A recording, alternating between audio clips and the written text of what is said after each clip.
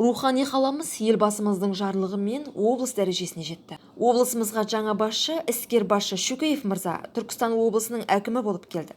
Ендігі кезекте қаламыздағы кейбір заңсыздықтарды біздің редакция хат арқылы да, YouTube желісі арқылы да жеткізіп отыруға уәде етеді.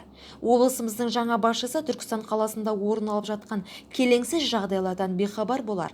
Айта-айта Алтайды, жамалапам қартайды дегендей, облысымыздың бұрынғы басшысы Түймебаев отырғанда кететінін білді ме, әлде сезді ме, бір шара көрмеді. Ендігі кезекте бұл өзекті мәселені жаңа облыс басшысына қағаз түрінде ұсынатын боламыз. Бұл өзекті мәселе сіздер экраннан көріп жүргендей, Отырар мөлтек ауданынан халықаралық Қазақ-Түрік университеті тас жолынан автокөлік жолын күрделі жөндеу.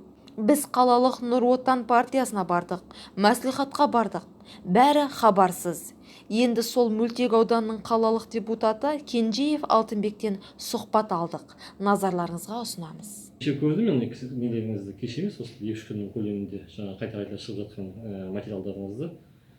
Қазір танысып жатырмын. Бүгін мен жаңа тағы сұрадым Байдудан. Сотқа тағы да беріп жатырмыз деді. Ал ол жерде барып мен өзім көріп, ана нелердің сараптамаларын бәрін қандай екендігін білмеймін. Мен ашығы да, ол қанша ақша игерілгенін, қанша ақша игерілмегенін, бірақ жаңағы алған мердігер тағы сотқа беріп жатырмыз деді олар. 31-ші бүгін сұрадыңыз. Неліктен сол жұмыстың жатқанына бірнеше уақыт болды? Өзіңіз депутатсыз, неліктен көрмеске? Бұл нақты қандай немен тоқтап қалғандығын, не себепті екендігін білмейді екенмін. Қарындасым барып көрдім, бүгін сұрақ бердім, жауап алдым. Тағы да маған бір-екі қағаздарын көрсететін болды. Сосын барып мен сізге оны нақты жауап бере аламын. Дұрыс, мынанікі дұрыс емес деп айта алмаймын.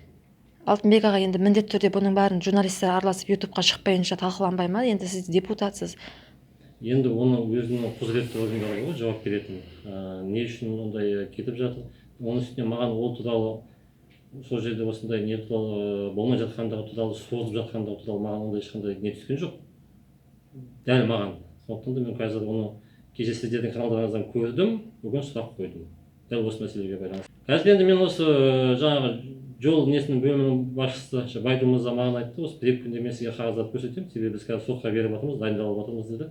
Содан кейін барып мен сізге тағы жауап бере аламын. Мен қазір менің қолымнан келетін қазір сол қағаздарды алып болғаннан кейін неліктен бұл тоқтап қалғандығы туралы, неге игерілмей тұрғандығы туралы депутаттық сауал жолдай аламын қалалық әкімшілікке, басқа да құзыретті органдарға. Қызығы сол, осы мәселемен енді айналысып жатырмын, құжаттарды алып жатырмын деген қалалық мәслихат депутатының сөзінен кейін біз Түркістан қаласы әкімдігінің жолаушылар көлігі және автокөлік жолдары бөлімі мемлекеттік мекемесінің басшысы Оразбеков Байдуллаға барған едік.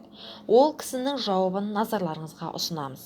Ол кісі депутат ретінде өзінің осы сайланған аумағындағы көшелерге әрқашанда звондап тұрады, бірақ дәл бұл нысан бойынша хабарласпаған. Басқа да көшелер бар. Мен жаңа ғана ол кісіден сұхбат алып келдім. Жоқ, ол кісі бірақ мына нысан бойынша хабарласқан жоқ. Сонда делік, бізді кім алдады? Біз кімге сеніп жүрміз? Бұл мәселеге әлі де айналып келетін боламыз.